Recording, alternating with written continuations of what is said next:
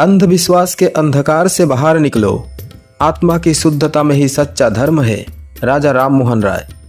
राजा राममोहन राय ने देश के ऐसे दौर में लोगों को शिक्षा और हिंदू धर्म के प्रति जागरूकता का पाठ पढ़ाया जब भारत में कुरीतियां गहरी जड़ें जमाए बैठी थी। उन्होंने लोगों को वेद और उपनिषद की सही संदर्भों में जानकारी पहुंचाते हुए सती प्रथा, बाल विवाह, जातिवाद आदि कुरीतियों को उन्मूलन के सार्थक प्रयास किए। 18वीं सदी के उत्तरार्ध में भारत की सामाजिक और धार्मिक स्थिति बहुत खराब थी।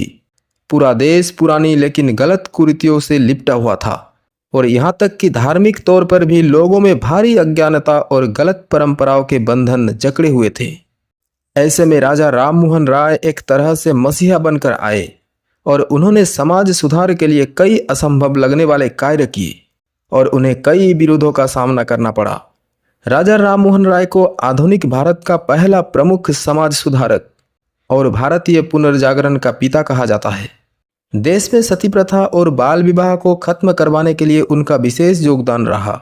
राममोहन राय का जन्म बंगाल प्रांत के हुगली जिले के राधानगर में 22 मई 1772 को हुआ था। उनके दादा कृष्णकांत बंदोपाध्याय कुलीन रार ही ब्राह्मण थे। उनके पिता का नाम रमाकांत और मां का नाम तारिणी देवी थी। उनके खुद के परिवार में दहेज आदि कुप्रथाएं थी और बचपन में ही उन्होंने अपनी बहन की सती होने का दुख झेला था। लेकिन इस सब के बीच उनकी शिक्षा बहुत अच्छी हुई थी। वे संस्कृत, पारसी और अंग्रेजी भाषा के विद्वान थे। इसके अलावा वे अरबी, लैटिन और ग्रीक भाषा के भी जानकार थे। राममोहन राय के वेदों और उपनिषदों का भी ज्ञान था और उन्होंने उपनिषद के सिद्धांतों को शिक्षा में शामिल करने के लिए विशेष प्रयास किए और धार्मिक कुरीतियों का पूरे धार्मिक तर्कों के साथ विरोध किया, जिसका अच्छा खासा असर पूरे समाज में पड़ा।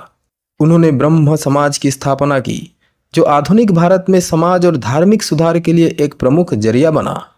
सती प्रथा के उन्मूलन के लिए उनके प्रयास विशेष तौर पर सफल हुए थे। बचपन में अपने आंखों के सामने उन्होंने अपने 17 वर्षीय बहन को सती होते देखा था और उसके पीड़ा को समझा था। इस दौर में किसी स्त्री के विधवा हो जाने पर उसे अपने पति के चिता पर ही जिंदा जला दिया जाता था।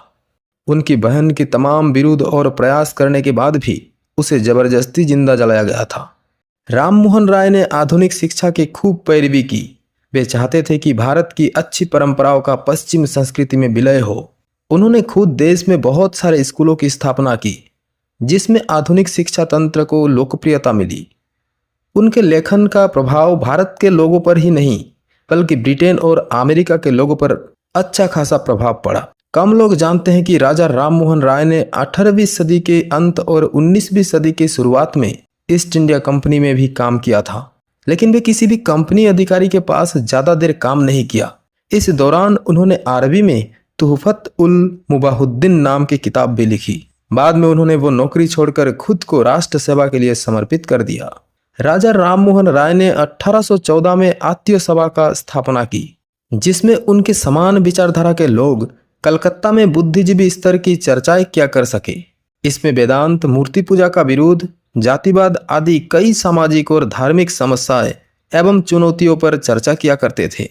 वहीं राजा राममोहन राय यह आकलन करने वाले पहले व्यक्ति बने कि ईस्ट इंडिया कंपनी के जरिए भारत का कितना पैसा बाहर जा रहा है।